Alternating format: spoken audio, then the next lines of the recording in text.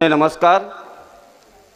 PM Patel કોલેજના આજના આ 22મા એન્યુઅલ ડે પ્રસંગે મારી સાથે ઉપસ્થિત આ સંસ્થાના મોભી આદરણીય એવા શ્રી બિપિનભાઈ પટેલ સાહેબ, સરદાર પટેલ યુનિવર્સિટી વિદ્યાનગરના વાઇસ ચાન્સેલર શ્રી નિરંજન પટેલ સાહેબ, મારી સાથે જિલ્લા પંચાયતમાં મારી સાથી એવા જયંતસિંહ ચૌહાણ જે બાંધકામ સમિતિના ચેરમેન છે અને આખા જિલ્લાના જે માર્ગ અને મકાન રોડની જવાબદારી સંભાળે છે એવા જયંતસિંહ ચૌહાણજી, સાથે રજિસ્ટ્રાર શ્રી સરદાર પટેલ યુનિવર્સિટી શ્રી ભૈલાલભાઈ પટેલ, આ કોલેજના બિપિન કાકાના સૌ પરિવારજનો અને કોલેજના સીઓ શ્રી પાર્થ, અત્રે ઉપસ્થિત સૌ પ્રાધ્યાપક સરશ્રીઓ, મેડમશ્રીઓ અને ખૂબ મોટી સંખ્યામાં ઉપસ્થિત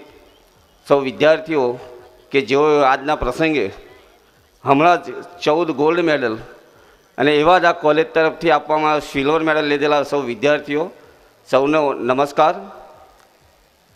એમ તો અમારા વાઇસ ચાન્સેલર સાહેબે બધું અમારે કહેવાનું તો એ કહી દીધું લગભગ, કે શિક્ષણનું કાર્ય શિક્ષણ જગત કરે છે અને અમે ચૂંટાયેલા પદાધિકારીઓ એટલે કે આજે મારી જવાબદારી છે જિલ્લા પંચાયતના પ્રમુખ તરીકે કે આખા જિલ્લામાં સરકારની જે કંઈ યોજનાઓ છે આપ સૌને એમ તો મોબાઈલ છે, ક્યારેક સર્ચ કરજો. આદરણીય યશસ્વી વડાપ્રધાન શ્રી નરેન્દ્ર મોદી સાહેબ અને આપણા મુખ્યમંત્રી શ્રી ભૂપેન્દ્ર પટેલ સાહેબ બંનેની 600 યોજનાઓ છે, છેવાડાના માનવીને સ્પર્શે એવી.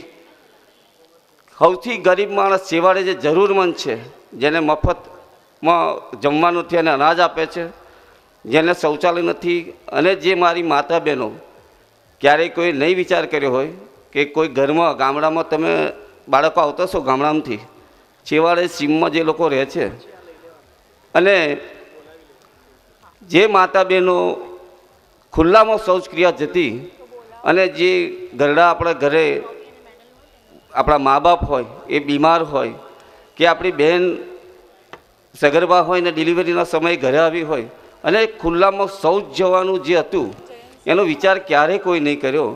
એ આપણા યશસ્વી પ્રધાનમંત્રી 2014માં બેઠા પછી એક સ્વચ્છતા મિશન લઈને આવ્યા અને 2 ઓક્ટોબર ગાંધી જયંતિના દિવસે નક્કી કર્યું કે સ્વચ્છ ભારતનું નિર્માણ કરવું.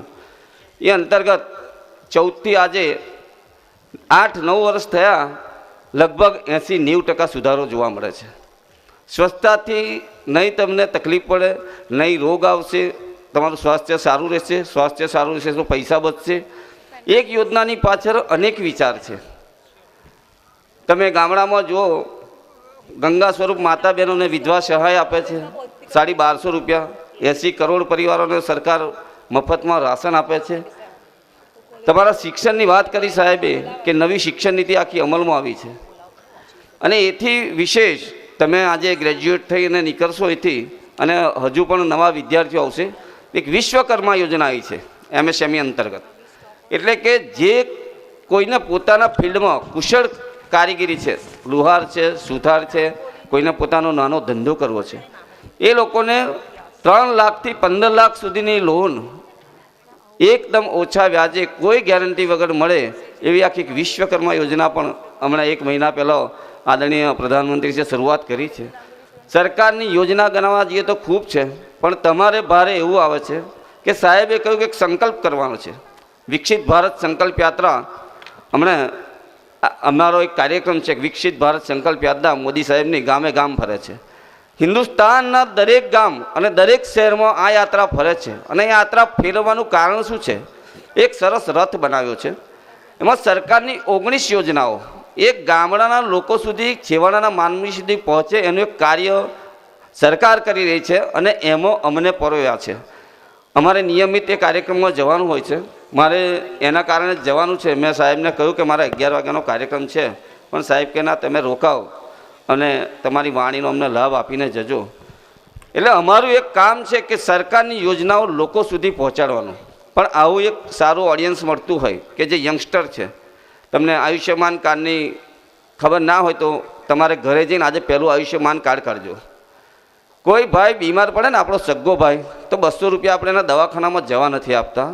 મોદી સાહેબે 10 લાખ રૂપિયાનું કાર્ડ એક તમને આપ્યું છે, તમારા પરિવારને આપ્યું છે કે 10 લાખ સુધીની કોઈ પણ મોટી ગરીબી થાય, શરીર છે, કુદરતને કહીએ કે કોઈને બીમારી ના આવે, પણ એ આપણા હાથની વાત નથી.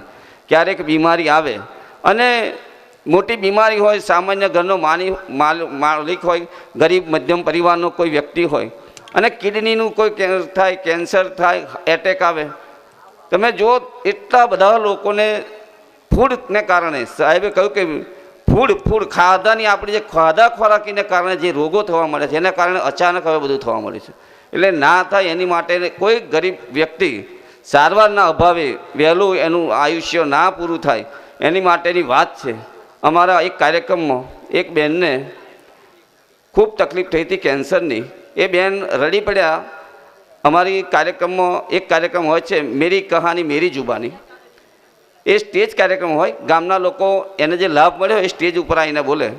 એક બહેને સાહેબ એવું કહ્યું કે મારી જે તકલીફ થઈ, મને કેન્સર થયું, આયુષ્યમાન કાર્ડ હતું એનાથી મારું આયુષ્ય વધ્યું, એટલે કે મારી સારવાર થઈ ગઈ, હું ક્યોર થઈ ગયો, અત્યારે સ્વસ્થ છું.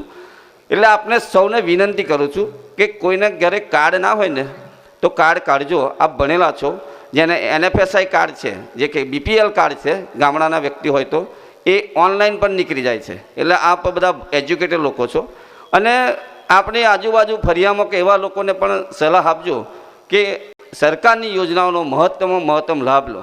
શિક્ષણ થયેલા છો તમે, આપ શિક્ષિત લોકો છો. શિક્ષિત લોકો સમાજને આ રીતે પણ ખૂબ ઉપયોગી થાય કે રાજકારણવાળા એકલા જ કંઈ આપણે એ નથી કરી શકતા કે સમાજ સુધારીએ. આપ ખૂબ મોટી સંખ્યામાં શિક્ષિત લોકો છો, તો આપ શિક્ષિત લોકોથી સંકલ્પ, જેમ સાહેબે કહ્યું કે એક સંકલ્પ લેજો અને સંકલ્પથી સમાજ સુધરશે. સમાજ સુધરશે તો આખી દેશને પણ એનો લાભ થશે. અત્રે વધારે કંઈ નહીં કહેતો, એમ તો અમે રાજકારણવાળા કલાક બોલી શકીએ, પણ સમયના અભાવે આપ સૌ વિદ્યાર્થીઓ, સાહેબે જે કોલેજનો પાયો આજથી 22 વર્ષ પહેલાં નાખ્યો અને આજે 22 વર્ષે એક વટવૃક્ષ થયું છે. સાહેબે જે વિદ્યાર્થીઓની સંખ્યા કરી, ખૂબ મોટી સંખ્યામાં લોકોની સારી કેળવણી લઈ અને સ્થિર થયા છે એ લોકોનો.